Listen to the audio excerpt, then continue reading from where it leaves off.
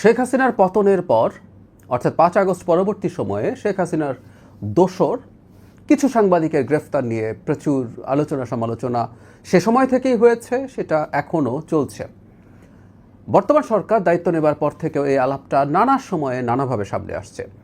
আমি প্রতি মঙ্গলবার সরকারের হয়ে প্রেস ব্রিফিং করি, সেখানে প্রায় প্রতি সপ্তাহে এই প্রশ্নটা আসলে আসে। গতকালও এসেছিল।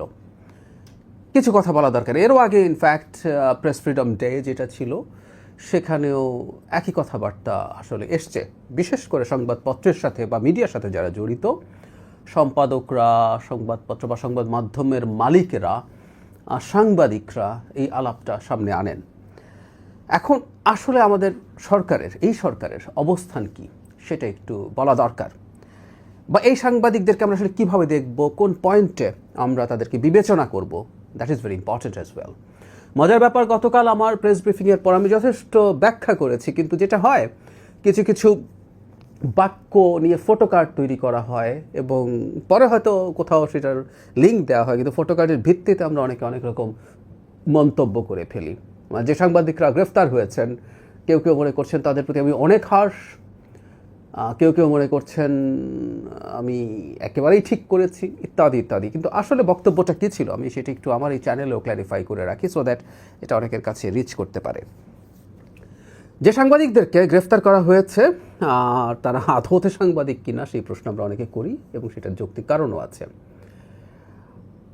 ওই সময় থেকে যে আলোচনাটা হচ্ছিল সেই আলোচনাটা ভ্যালিড গ্রাউন্ড আছে, যারা বিশেষ করে গ্রেফতারের বিরুদ্ধে দাঁড়িয়েছেন। সেটা হচ্ছে শুধু এই সাংবাদিক না, ৫ আগস্ট পরবর্তী সময়ে নানা সেক্টরে শেখ হাসিনার দোসর যারা ছিলেন, ব্যবসায়ী বা এই ধরনের মানুষ, তাদের প্রায় সবাইকে কমনলি নির্দিষ্ট বা স্পেসিফিক কোনো হত্যা মামলায়, মানে কোথাও কোনো একজন ব্যক্তিকে হত্যা করা হয়েছে জুলাইয়ে আন্দোলনের সময়, তার হত্যা মামলার আসামি হিসেবে গ্রেফতার করা হয়েছে বা গ্রেফতার দেখানো হয়েছে।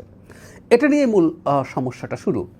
অনেক ব্যক্তি আছেন যাদের নানা রকম ক্রাইম আছে, সেটা থাকার পরও অনেকেই বা আমরা প্রায় সবাই বিশ্বাস করি যে এই অপরাধটা তিনি কি অন্তত করেননি। ফলে যে মামলাটা হলো সেই মামলাটা হওয়ার বিরুদ্ধে আলাপ হয়েছে, এবং এই ধরনের মামলা করার মাধ্যমে আদতে এই বিচার প্রক্রিয়াটাকে প্রশ্নের মুখে ফেলা হচ্ছে কিনা সেই আলাপটা ক্রমাগত চলেছে। আমার নিজের অবস্থানের কথাও বলেছি। এখন যে সাংবাদিকরা এসছে তাদের প্রসঙ্গে যদি বলি, আমি একটা বাক্য গতকাল ব্যবহার করেছি, অনেকে সেটা নিয়ে খুবই ক্ষোভ প্রকাশ করেছে, এটা আমার ব্যক্তিগত মতামত। যেই সাংবাদিকদেরকে গ্রেফতার করা হয়েছে এবং তাদেরকে খুনের মতো অপরাধে, স্পেসিফিক খুনের মতো অপরাধে অভিযোগে গ্রেফতার করা হয়েছে, আমি বলেছি যে এদের কারো কারো অপরাধ খুনের চেয়েও বড়। আমি কথাটা ব্যক্তিগতভাবে বিশ্বাস করি। কারণ তারা যদি শেখ হাসিনা তার এন্টায়ার শাসনামলে এবং শেষে জুলাইতে অগস্টে যে মানবতা বিরোধী অপরাধ করেছে, মানে অনেকে আমরা গণহত্যা শব্দটা ব্যবহার করি, শেখ হাসিনা যে অপরাধ করেছে কোনোটা আসলে জেনোসাইড বলতে ইন্টারন্যাশনাল যে ডেফিনেশন আছে সেটার সাথে ম্যাচ করে না, রাদার এটা ক্রাইম অ্যাগেনস্ট হিউম্যানিটি বা মানবতা বিরোধী অপরাধের সাথে এটাকে রিলেট করা যায়, এবং তার বিচার হচ্ছে আসলে ওই পয়েন্ট। এই জন্যই আইসিটিতে এই বিচার করছি আমরা। সো তার মানবতা বিরোধী অপরাধের ক্ষেত্রে সম্মতি উৎপাদন করা, এই ধরনের রোল এই সাংবাদিকরা বা তাদের কিছু সংবাদ মাধ্যম প্লে করেছে বলে আমি মনে করি। তাতে ক্রাইম অ্যাগেন্স্ট হিউম্যানিটি একটা পেটি ক্রাইমের চাইতে, পেটি কিলিং মানে হোমিসাইডের সাথে তুলনা করা ঠিক না। ক্রাইম অ্যাগেন্স্ট হিউম্যানিটি আরও অনেক বড় অপরাধ। সেই কারণে আমি বলছি এদের কেউ কেউ খুনের চাইতে বড় অপরাধ করেছেন। ইতিহাসে অন্তত দুবার আমরা যখন জেনোসাইড নিয়ে বিচার হয়েছে, নুরেমবার্গ ট্রায়াল বা রুয়ান্ডা জেনোসাইডের পর যে ট্রাইব্যুনাল হয়েছে, সেখানেও এই জেনোসাইডগুলোকে ন্যারেটিভ তৈরি করা, এগুলোকে অ্যাস্টাবলিশ করা, সেটার জন্য মিডিয়া ট্রায়ালের আন্ডারে এনেছেন। ব্যক্তি ওই মিডিয়ার সাথে রিলেটেড তাদেরকেও ট্রায়ালের আন্ডারে আনার ইতিহাস আছে। সুতরাং মানবতা বিরোধী অপরাধকে লেজিটিমাইজ করার চেষ্টা, তাকে বৈধতা দেওয়ার যে চেষ্টা আছে, সেটা যারা করবেন তাদের বিরুদ্ধে এই ধরনের অপরাধের অভিযোগ আনা যেতে পারে। তারা সেটা তাদেরকে কনভিক্ট করা যাবে কি না সেটা আরেক আলোচনা, সেটা বিচারিক ব্যাপার। সুতরাং আমার ব্যক্তিগত মত, কারো কারো অপরাধ এর চেয়েও বড় যদি তারা এই ধরনের অপরাধ মানে ক্রাইম অ্যাগেন্স্ট হিউম্যানিটির সাথে যুক্ত থাকেন। কিন্তু এখানে একটা কিন্তু আছে, সেটা হলো একটা বিচার যখন হবে, একটা আদালত যখন একটা কেস করবে, আদালতে কেউ যখন কেস করবে, সেটা সারবস্তু থাকতে হবে। সো যিনি ক্রাইম অ্যাগেনস্ট হিউম্যানিটিতে অভিযুক্ত হতে পারেন, কিন্তু তিনি আবার একটা পেটি কিলিংয়ে অভিযুক্ত নাও হতে পারেন। সো সমস্যাটা আসলে এই জায়গায় হয়েছে। এই সাংবাদিকদেরকেও আদতে ওই ধরনের খুনের মামলায় আসামি করা হয়েছে এবং আটক রাখা হয়েছে। এটা নিয়েই শোরগোল, এবং এটার মাধ্যমেই আসলে বিচারিক প্রক্রিয়া নিয়ে প্রশ্ন ওঠার অবকাশ তৈরি হয়েছে। সরকার কি করতে পারে, এটা রিপিটেডলি এই প্রশ্নটা আসে। আমি নিজে তথ্য মন্ত্রণালয়ের সাথে সংযুক্ত আছি, এমনকি মাননীয় প্রধানমন্ত্রী যখন নিউজ পেপার ওনার্স অ্যাসোসিয়েশন বা নোয়াবের প্রতিনিধিদের সাথে যখন কথা বলেন, সেই কথা বলার সময়ও এই আলাপটা তারা সম্পাদক মানে মালিক পক্ষ তুলেছেন, এবং মাননীয় প্রধানমন্ত্রী সেটার তালিকা চেয়েছেন, এবং তিনি এই ব্যাপারে সরকারের পক্ষে যতটা সম্ভব সেটা করবেন। এই কথাটা বলার কারণ আছে, এনারা একটা বিচারিক প্রক্রিয়ার মধ্যে আছেন। এই বিচারিক প্রক্রিয়ার মধ্যে যখন থাকেন, এখানে বিচার বিভাগের ইনভলভমেন্ট আছে।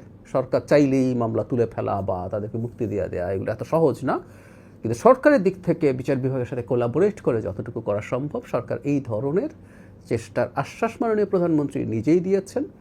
এবং এই সাংবাদিকদের স্বার্থ দেখার খানিকটা দায়িত্ব যেহেতু তথ্য মন্ত্রণালয়ের আছে, সেই মন্ত্রণালয়ের পক্ষ থেকেও মাননীয় মন্ত্রী এই ব্যাপারে আশ্বাস দিয়েছে যে সরকারের দিক থেকে যতটা সম্ভব সেটা করা হবে।